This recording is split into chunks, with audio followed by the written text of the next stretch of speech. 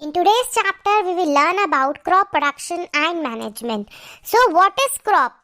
जो सबसे पहले आपको ये पता करना है कि क्रॉप क्या होती है। तो क्रॉप क्या है बेटा? एवरीबडी नीड्स फूड, हर एक को खाना चाहिए और खाना कहाँ से आता है? क्रॉप से। सो हम इस चैप्टर में ये पढ़ेंगे कि क्रॉप प्रोडक्शन कैसे होता है और उसकी क्या क्या मैनेजमेंट कैसे कैसे किया जाता है। सबसे पहले we are talking about agricultural practice.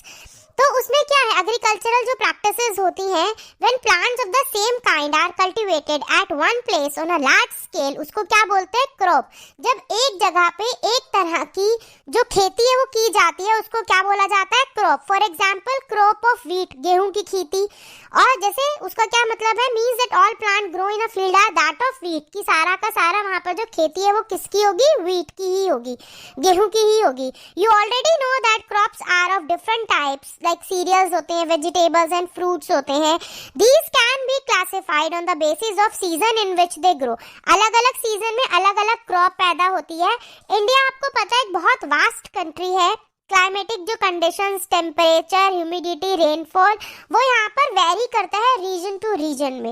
Accordingly इसीलिए यहाँ पर जो रिच वैरायटी ऑफ क्रॉप्स जो पैदा होती हैं। तो डिस्पाइट दिस डाइवर्सिटी हम इसको जो है टू पैटर्न्स में हम इसको बांटते हैं। जो क्रॉप्स है वो कौन कौन सी है? खरीफ क्रॉप्स और हमारी rabi crops. Kharif crops, the crops which are sown in rainy season, उन्हें क्या बोलते हैं? Kharif crops. And rainy season June to September. Crops are paddy, maize,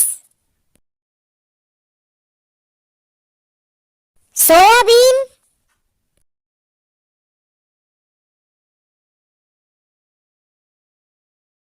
and cotton. जो क्रॉप्स विंटर सीजन में पैदा होते हैं उन्हें क्या बोलते हैं? Rabi crops. Season starts from October to March. Examples of rabi crop: wheat, gram, pea, mustard, linseed. Agricultural practices that are preparation of soil, sowing, adding manure and fertilizers, irrigation, protecting from weeds, harvesting and storage. Preparation of soil. The preparation of soil is the first step before growing a crop. किसी भी crop को पैदा करने से पहले जो step होता है वो क्या होता है? उस सॉइल को तैयार करना। One of the most important tasks in the agriculture is to turn the soil and loosen it. आप उसको क्या करते हैं? लूज करते हैं सॉइल को। This allows the roots to penetrate deep into the soil. उससे क्या होता है? जो मिट्टी है वो तैयार होती है, पूरा का पूरा डीप आप उसको पेनिट्रेट करते हो ताकि जो मिट्टी तैयार होती है जिससे उस पर अच्छी उपज हो सके। The loose soil allows the roots to breathe easily even when they go deep into the soil. Why does the loosening of soil allow the roots to breathe easily? क्यों होता है ऐसा? क्योंकि the loosened soil helps in the growth of earthworms and microbes present in the soil. जैसे आपको पता है कि earthworm जो होते हैं, microbes होते हैं, वो कौन होते हैं? वो फ्रेंड होते हैं किसके? फार्मर्स के। वो उनके फ्रेंड होते हैं और वो बहुत ज्यादा हेल्प करते हैं उनको खेती में कि उनकी उपज अच्छी हो। तो जब वो उसको लूजन करते हैं सॉइल में, जब सॉइल को वहां लूजन किया जाता है तो अर्थवर्म्स और जो माइक्रोब्स होते हैं वो जो प्रेजेंट होते हैं उसके अंदर, सॉइल के अंदर, उससे हेल्प होती है सॉइल को। ठीक है। These organisms are friends of the farmer since they further turn and loosen the soil and add humus to it. वो क्या करते हैं? और थोड़ा सॉइल को लूज करते हैं और वो ह्यूमस को क्या करते हैं? ऐड करते हैं सॉइल के अंदर।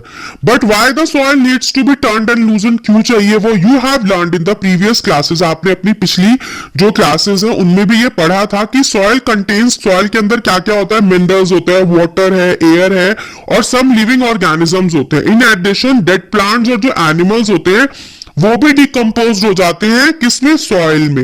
इन दिस वे वेरियस जो न्यूट्रिएंट्स होते हैं डेड ऑर्गेनिज्म वो रिलीज होते हैं सॉइल में। These nutrients are again absorb by plants, और इनको कौन, प्लांट्स जो है वो उनको क्या कर लेते हैं, एब्जॉर्ब कर लेते हैं उन न्यूट्रिशंस को। Since only a few centimetres of the top layer of soil support plant growth, क्योंकि हमने जैसे पहले भी जो सॉइल की हमने पूरा आपको मैंने बेटा समझाया भी था कि किस तरह से इसके लेयर्स होती है। जो टॉप जो सॉइल की जो लेयर होती है वही जो है वो सपोर्ट करती है न्यूट्रिशन के मामले में, कि वहीं पर ही जो पौधे जो है वो उनको ग्रोथ मिलती है। So turning and loosening of soil brings the nutrient rich soil to the top soil so that plants can use these nutrients. जब सॉइल को लूज किया जाता है तो जो ये वाले न्यूट्रिशंस होते हैं, ये जो न्यूट्रिएंट्स होते हैं, इनको ऊपर लेके आ जाते हैं ताकि जो प्लांट्स, जो सॉइल है वो न्यूट्रिएंट हो जाए और जो प्लांट्स को वो सपोर्ट करे अच्छा पैदावार होने में। Thus, turning and loosening of soil is very important for cultivation of crops. इस जो प्रोसेस को loosening and जो टर्निंग होती है सॉइल, इसे टिलिंग और प्लोइंग भी बोलते हैं। This is done by using a plough. Plough से इसको किया जाता है। Ploughs are made of wood और आयरन। जो प्लोज होते हैं वो किससे बने हुए होते हैं, वुड और आयरन से बने होते हैं। If the soil is very dry, अगर जो मिट्टी है वो बहुत ज्यादा सूखी होगी, it may need watering before ploughing, तो ऐसा भी हो सकता है कि उसको पानी डालना पड़े, बिफोर उसको प्लोइंग करने से पहले वहां पानी डालना पड़े, जिससे क्या होगा, द प्लोड फील्ड में have big clumps of soil called crumbs हो जाएंगे। इट इज नेसेसरी कि उन क्रम्स को तोड़ा जाए। So leaving the field is beneficial for sowing as well as for irrigation. Leveling the field is beneficial for sowing as well as for irrigation. उसको level करना वो sowing करने के लिए उसके लिए भी अच्छा है, वो irrigation के लिए भी अच्छा है। Leveling of soil is done with the help of a leveler. Sometimes manure he added किए जाते हैं टिलिंग से पहले। This help in proper mixing of manure. इससे जो manure है वो बहुत अच्छे से soil में mix हो जाता है। The soil is moistened before sowing. तो वो क्या होगी, वो moistened हो जाएगी sowing से पहले जो ना soil है। तो बेटा आपको ये समझ में आया कि हम पानी, जो मिट्टी है उसको क्यों गीला करते हैं, क्योंकि जो बीज है उसको क्या चाहिए, उसको पानी चाहिए और उसको सनलाइट चाहिए, तभी वो जो बीज है वो अच्छा उससे पैदावार होगी। तो उसके लिए उसको मॉइस्चर किया जाता है मिट्टी को, ताकि उसमें नमी रहे। अब आपका नेक्स्ट है इसमें एग्रीकल्चरल इंप्लीमेंट्स। तो before sowing the seed it is necessary कि जो आपको पहले भी बताया कि सॉइल क्लम्स को हटाया जाए, ब्रेक किया जाए टू गेट बेटर यील्ड, कि वहां पर अच्छी पैदावार हो सके। This is done with the help of various tool से किया जाता है। द मेन जो टूल इसमें यूज्ड होते हैं वो क्या होते हैं, प्लो, हो एंड कल्टीवेटर। प्लो क्या होता है बेटा, this is being used since ancient times. Tilling जो है वो इसी से की जा रही है। एडिंग फर्टिलाइजर्स, उनको ऐड किया जाता है क्रॉप में, फर्टिलाइजर्स को रिमूव करा जाता है वहां से, वीड को, जो छोटी छोटी घास होती है उसे हटा दिया जाता है। एंड उससे क्या होता है, और turning the soil, this is made of wood and drawn by a pair of poles. वो जो ये जो प्लो होता है ये किसका बना हुआ होता है, लकड़ी का बना हुआ होता है, और जो वो होता है ना, और आयरन से बना होता है, और बुल्स इसको खींचते हैं, उनको चलाया जाता है उससे, वो उसको खींचते हैं उस प्लो को, हल जिसे बोलते हैं ना, और अदर एनिमल्स, हॉर्सेस हैं, कैमल्स हैं, इनसे उनको खींचा जाता है। इट कंटेन्स अ स्ट्रॉन्ग, उसमें एक ट्रायंगुलर जो आयरन स्ट्रिप लगी रहती है जिसे क्या बोलते हैं, plough share. The main part of the plough, वो बहुत लॉन्ग जो लॉग होता है वुड का, which is called a plough shaft. एक उसका हैंडल होता है, and one end of the shaft उसमें एक हैंडल लगा होता है। द अदर एंड वो जो अटैच्ड होता है टू अ बीम, और वो कहां से अटैच्ड होता है, वो बुल की नेक से अटैच्ड होता है। One pair of bulls and a man can easily operate the plow. बड़े आराम से दो, मतलब है जोड़ी बुल्स की हो, जो भी जिससे भी लोग करते हैं वो खेती, जो वहां पर उनके लिए होगा जानवर अवेलेबल जो होते हैं, उनसे वो और एक इंसान आराम से उससे प्लो कर सकता है। The indigenous wooden plough is increasingly being replaced. अब आयरन प्लोज जो है नाउडेज वो यूज किए जाते हैं, ठीक है। और उसके बाद है बेटा हो। It is a simple tool which is used for removing, उनको वीड्स और लूजनिंग करने के लिए सॉइल हो का यूज किया जाता है। वो क्या होती है बेटा, हो एक लॉन्ग रोड होती है वुड की, और जितना भी मैं आपको भी ये सब आ रहा हूं वो आप अपनी स्क्रीन पे भी वो सब देख रहे होंगे चीजें, और आपकी बेटा बुक में भी ये सब कुछ बना हुआ है, तो आप समझ भी रहे होंगे कि ये सब चीजें कैसी होती है देखने में और ये कैसे काम करती है। A strong broad and bend plate है आयरन की, is fixed one of its ends and works like a blade. Blade, और जो उससे it is pulled by animals, इनको पुल करते हैं। फिर है कल्टीवेटर। आजकल क्या है, प्लोइंग में ट्रैक्टर जो होते हैं उनसे कल्टीवेट किया जाता है। The use of cultivator saves, उससे क्या है, लेबर आपका टाइम सब बच रहा है। ठीक है। The next steps is your sowing. Sowing क्या है, एक इंपॉर्टेंट पार्ट है क्रॉप प्रोडक्शन का। Before sowing good quality clean and healthy जो सीड्स है उनको अलग किया जाता है, उनको सिलेक्ट किया जाता है। Farmers prefer to use seeds which give high yields. वो ज्यादातर जो फार्मर है वो उसी प्रोडक्ट को, उसी सीड को ज्यादा यूज करते हैं जिनसे बहुत अच्छी पैदावार हो। ठीक है। अब उसमें एक बच्चे ने यहाँ पे पूछा हुआ है कि जब उसकी मम्मी, हम आपने भी बेटा अपने घर में भी देखा होगा कि आपकी जो मम्मी है वो रात को जो राजमा है ना, जब सफेद चने काले चने इनको भिगा के बनाया जाता है, तो उसमें क्या होता है, कई बार कुछ जो चने हो गए हैं राजमा, वो ऊपर फ्लोट कर रहे होते हैं और कुछ नीचे होते हैं। जो ऊपर फ्लोट करते हैं ना बेटा, वो क्या होता है, वो बेकार वाले होते हैं। तो मम्मा क्या करती है, मम्मा उनको हटा देती हैं। तो ऐसे ही ये बहुत अच्छा एक तरीका है टू फाइंड आउट कि कौन सा अच्छा है बीज और कौन सा बीज अच्छा नहीं है।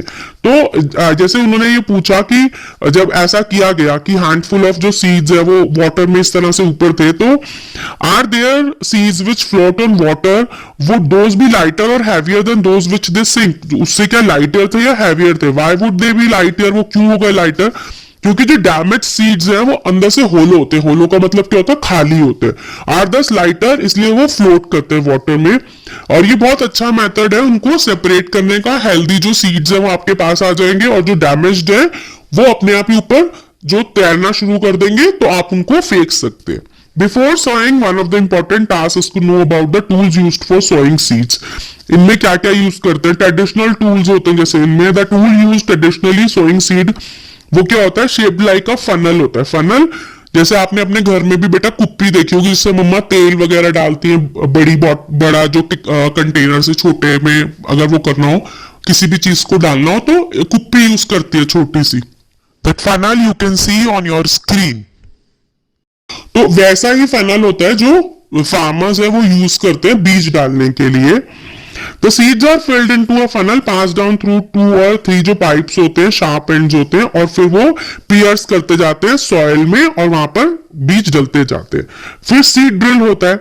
सीड ड्रिल क्या है? नाउ डे सीड ड्रिल जो आप देख भी रहे हो बेटा स्क्रीन पे, use for sowing with the help of tractors.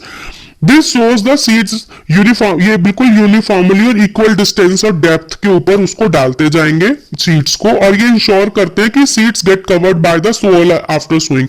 मतलब कि जब आपने उनको सॉइल में डाल दिया बीज को, उसके बाद उसके ऊपर वो वापस सॉइल की लेयर भी लगा देते हैं, तो जो बीज है वो मिट्टी के अंदर चला जाता है। This protect seeds from being eaten by birds. तो क्योंकि वो ढक गए, तो अब उनको आके बीजों को चिड़िया भी नहीं खा सकती। तो sowing by using a seed drill वो टाइम और लेबर को भी सेव करता है, और वो ज्यादा अच्छा है क्योंकि आपके जो मिट्टी से ढकने के बाद आपका जो बीज है वो प्रोटेक्ट भी हो गया। ठीक है। उसके बाद बेटा appropriate distance between the seed is बहुत जरूरी होता है, जिससे ओवर क्राउडिंग ना हो प्लांट्स का।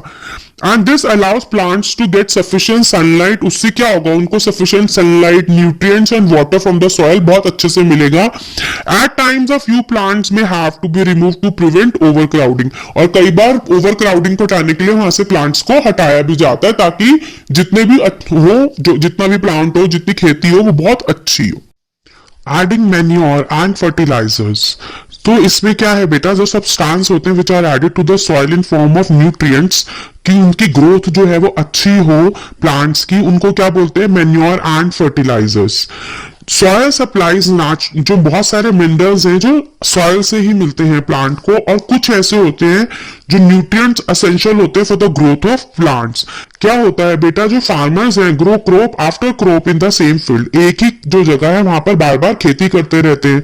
The field is never left uncultivated और fallow. Imagine that what happens to the nutrients? तो वहां पर क्या होगा, continuous cultivation of crops makes the soil poor in, उनके न्यूट्रिशन जो है, न्यूट्रिएंट्स जो है क्रॉप के अंदर वो कम हो जाएंगे, उस सॉइल में कम हो जाएंगे। So therefore farmers have to add, उसके अंदर उन्हें मैन्योर ऐड करना पड़ता है, जिससे जो सॉइल के न्यूट्रिएंट्स हैं वो वापस उसे मिल जाए। इम्प्रॉपर और insufficient manuring results in weak plants. So manure is an organic substance obtained from the decomposition जो प्लांट और एनिमल वेस्ट होता है उससे जो डिकम्पोजिशन जो मिलता है वो क्या होता है, ऑर्गेनिक मैन्योर बोलते हैं उसको। Farmers dump plant and animal waste, उसे एक गड्ढा करके उसमें दबा दिया जाता है and place and allow it to decompose, वहां पर वो decompose होता है। फिर the microorganism decompose matter is used, उसको यूज किया जाता है ऑर्गेनिक मैन्योर की तरह। ये आपने अपने जो लास्ट जो क्लास थी बेटा, last to last class 6th में भी ये सब आपने पढ़ा हुआ है कि कैसे ये होता है। उसके बाद आप देखेंगे बेटा कि जो फर्टिलाइजर्स होते हैं वो केमिकल्स होते हैं, ठीक है, लेकिन वो रिच जो केमिकल्स होते हैं रिच किस तरह में होते हैं, पर्टिकुलरली न्यूट्रिएंट्स उनमें रिच होता है। How are they different from manure, fertilisers जो हैं वो फैक्ट्रीज में बनाए जाते हैं। तो ये क्या होता है, सम एग्जांपल्स ऑफ फर्टिलाइजर्स जो है, अमोनिया हो गया, यूरिया है, सल्फेट है, सुपरफॉस्फेट है, पोटाश है, एनपीके है। सो ये जो सबके सब क्या होते हैं, ये सब फर्टिलाइजर्स हैं। जो फर्टिलाइजर्स हैं इससे क्या होता है, इनकी जो क्रॉप्स की जो यील्ड है, पैदावार, वो बहुत अच्छी होती है, such as wheat, paddy and maize. But excessive use अगर आप फर्टिलाइजर्स का करो तो उससे क्या होता है, जो सॉइल है वो फर्टाइल उसकी खत्म हो जाती है, उसकी फर्टिलिटी खत्म होनी शुरू हो जाती है अगर बहुत ज्यादा यूज किया जाए फर्टिलाइजर्स। फर्टिलाइजर्स एक सोर्स ऑफ वाटर पॉल्यूशन भी होती है, क्योंकि जब वो खेती में जब उसको डाला जाता है खेतों में, उसके बाद जब उसके ऊपर पानी डालते हैं तो जो पानी वो है वो पानी के साथ नदियों में जब चला जाता है, या बारिश हुई कुछ भी, जब वो नदी में गया तो उससे क्या होता है, जो वाटर पॉल्यूशन हो जाता है। तो इसका भी बहुत ध्यान रखना होता है कि ये सब चीजें जाके वाटर में ना मिले। We have to substitute fertilisers organic manure और लीव द फील्ड अनकल्टिवेटेड, थोड़े टाइम के लिए उसे रखना चाहिए कि उसके ऊपर खेती ना की जाए, उसे खाली रखा जाए, ताकि जो जमीन है वो खुद से ही ठीक रहे, उसकी फर्टिलिटी कम ना हो और ज्यादा फर्टिलाइजर्स का यूज ना करना पड़े, क्योंकि ये ना तो ये वाटर के लिए अच्छा, ना ही ज्यादा जो फर्टिलाइजर्स होते हैं वो सॉइल के लिए भी अच्छे नहीं होते। The use of manure improve soil texture as well as जो वाटर रिटेन करने की जो कैपेसिटी है उसको भी बचाता है, और वो रिप्लेनिश करता है सॉइल को विद न्यूट्रिएंट्स से। अनदर जो मेथड है रिप्लेनिशिंग का वो क्या है, न्यूट्रिएंट्स जो क्रॉप रोटेशन है। पहले क्या होता था बेटा, जो नदर्न इंडिया में भी जो फार्मर्स थे वो पहले क्या करते थे, एक में तो लेग्यूमस जो फॉडर होता है वो उसे एक वन सीजन में उगाते थे और दूसरे में व्हीट। इससे क्या होता है कि रिप्लेनिशिंग जो होती है ना इसकी सॉइल की, नाइट्रोजन वो इसको सॉइल को मिलता जाता है, तो सॉइल जो है वो खराब नहीं होती। Farmers are being encourage for adopt this practice. In the previous जो क्लासेस है आपने भी उनके बारे में भी पढ़ा था, रिजोबियम जो बैक्टीरिया होता है किसमें होता है, नोडुलस ऑफ रूट्स ऑफ लेग्यूमस जो प्लांट्स होते हैं उसमें आपने पढ़ा था ये होता है। और जो एटमॉस्फेयर में क्या करते हैं, नाइट्रोजन जो बहुत इंपॉर्टेंट होती है सॉइल की, उसको वो उसके अंदर रिटेन करके रखते हैं।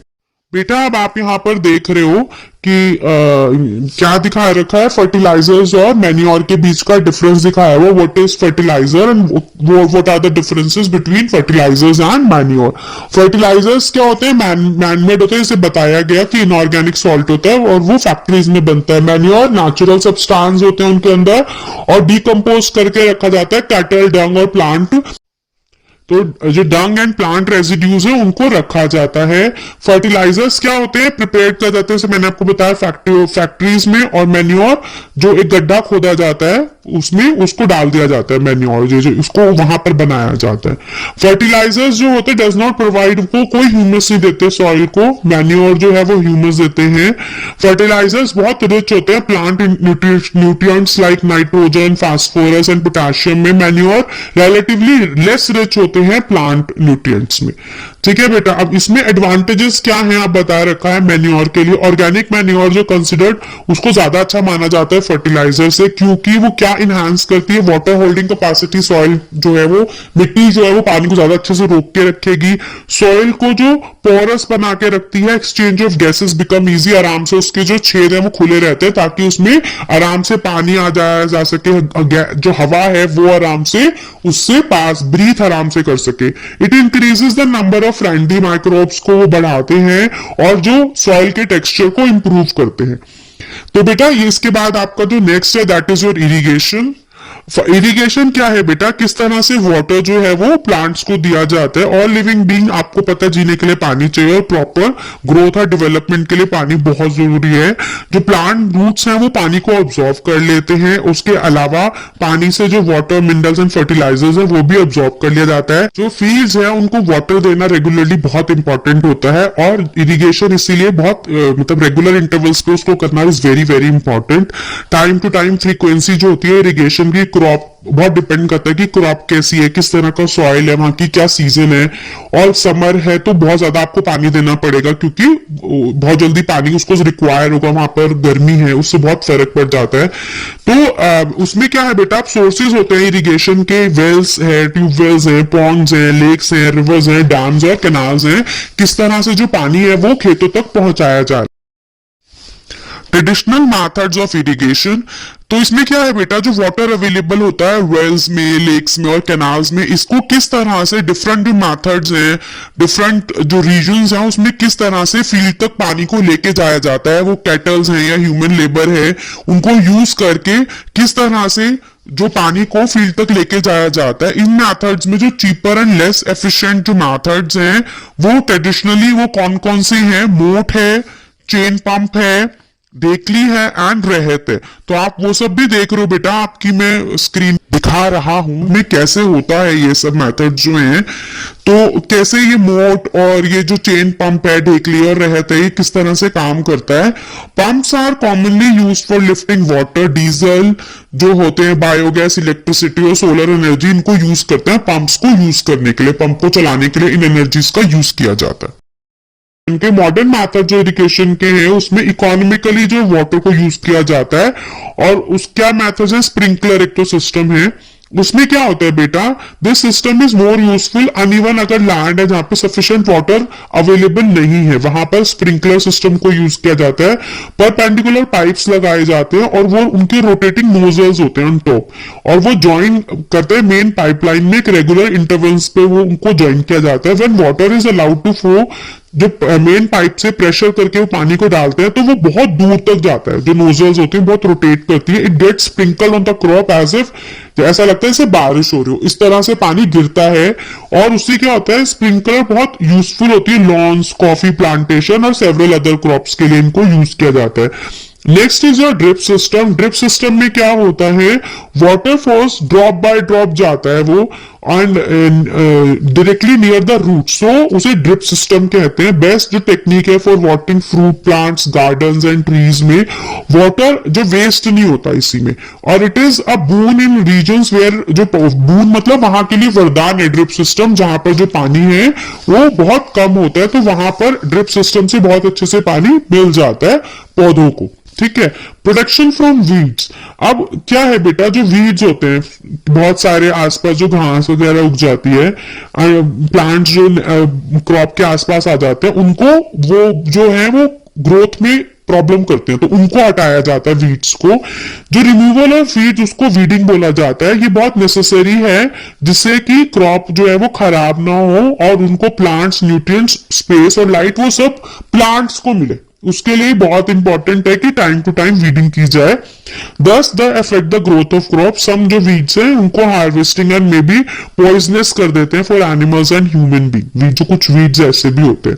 फार्मर्स अडॉप्ट बहुत सारे तरीके हैं वीड्स को कंट्रोल करने के लिए, जैसे हमने पहले भी अभी इसमें भी हमने समझा था।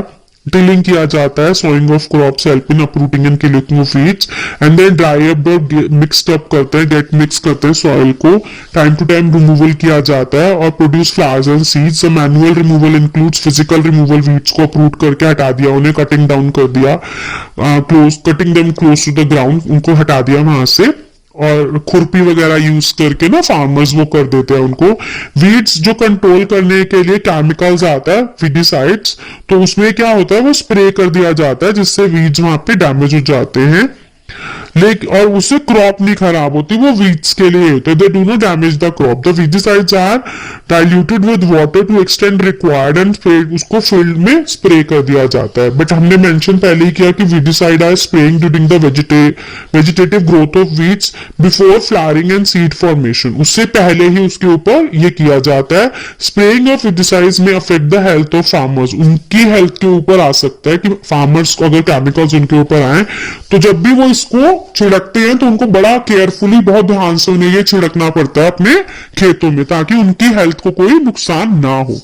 नेक्स्ट आपका जो होता है इसमें हार्वेस्टिंग होता है। हार्वेस्टिंग है जो क्रॉप का बहुत इंपॉर्टेंट टास्क है बेटा। कटिंग ऑफ क्रॉप जब वो तैयार हो जाती है उसको क्या बोलते हैं, हार्वेस्टिंग। तो आपने बहुत देखा भी होगा टीवी वगैरह में भी कि उनके पास सिक्कल होता है और उससे वो लोग काटते रहते हैं, उसको मैन्युअली सिक्कल से काटते हैं या फिर हार्वेस्टर जो मशीन होती है उससे ट्रैक्टर से वो काटा जाता है, सेपरेट किया जाता है। तो जो इसमें जो सीड्स हैं उनको सेपरेट किया जाता है चाफ से। द प्रोसेस उसको बोलते हैं थ्रेशिंग, और फिर उसे कैरिड आउट किया जाता है मशीन से combine which is fact in harvester as well as thresher, उसको करके लेके जाते हैं। आप ये सब मैं दिखा भी रही हूँ बेटा आपको स्क्रीन पे। फार्मर्स उनको क्या करते हैं, होल्ड करके रखते हैं, सेपरेशन करते हैं ग्रेन और चाफ को। विनोइंग मेथड होता है जिससे उसको अलग किया जाता है। उसके बाद आता है बेटा कि स्टोरेज जो है इसका इंपॉर्टेंट टास्क होता है, ताकि जो मार्केट में आप उसे आराम से बेच सको और वो खराब ना हो। आपका जितना भी आपने पैडी करा, जिसकी भी खेती है, गेहूं है, पैडी है, जिसकी भी है, तो वो खराब ना हो। That is very very important. Storage और प्रोड्यूस एन इंपॉर्टेंट टास्क। जो हार्वेस्ट ग्रेन है उनको लॉन्गर टाइम के लिए सेफ रखना इज वेरी इंपॉर्टेंट। मॉइस्चर ना लगे उसमें, कोई इंसेक्ट्स, रैट्स, माइक्रो ऑर्गेनिजम्स कुछ ना हो, वो सब ठीक रहे। Harvested grains have more moisture. It freshly harvested grains जो होते हैं इसलिए उनको स्टोर करने से पहले विदाउट ड्राइंग नहीं करते, उनको पहले ड्राई किया जाता है, तो वो खराब हो जाएंगे। इसके लिए उनको क्या किया जाता है कि उनको पहले अच्छे से ड्राई किया जाता है। स्टोरिंग देम, उनको प्रॉपर्ली ड्राई करना कि जितना भी उसका मॉइस्चर है वो सन से वो ले, वो पूरा सूख हो जाए। That is very very important. और बेटा आप यहाँ पे मैं आपको दिखा भी दूं किस तरह से वो बोरियों में भर के रखा जाता है। और ये सिलॉस जो होते हैं, स्टोरेज फॉर ग्रेन्स, तो इस तरह से करके इनको प्रॉपर्ली स्टोर किया जाता है। फार्मर्स जो स्टोर ग्रेन्स होते हैं जूट बैग्स में, मेटेलिक बिन्स में, या फिर लार्ज स्केल जो होता है इसका ग्रेन का, सिलॉस एंड ग्रेनरीज इन्हें बोलते हैं। Paste like rats and insects इनसे बचाते हैं, वो पूरा प्रॉपर उनको सेफ रखा जाता है। ड्राइड नीम लीव्स स्टोर इसको यूज करने में यूज करते हैं ताकि वो खराब, कोई कीड़ा ना लगे उसमें, खराब ना हो ग्रेन्स जो है। और गोडाउन वगैरह में रखा जाता है।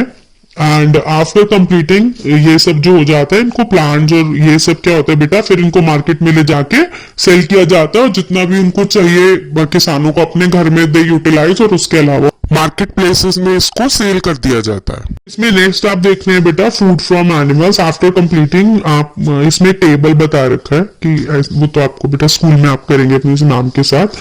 You must seen that like plants, animals, उनको भी डिफरेंट काइंड ऑफ फूड होते हैं। मेनी पीपल जो living in the coastal areas आपको पता है ना, जो पानी जहाँ पर बहुत ज्यादा होता है, सी ओशंस के आसपास वाला जो एरिया होता है, वहां पर लोग बहुत ज्यादा फिश खाते हैं। फिश उनका जो होता है स्टेपल एक फूड होता है। दाल, हम लोग दाल चावल हैं तो ज्यादातर वहां पर जो देखेंगे आपके खाने में फिश बहुत यूज किया जाता है।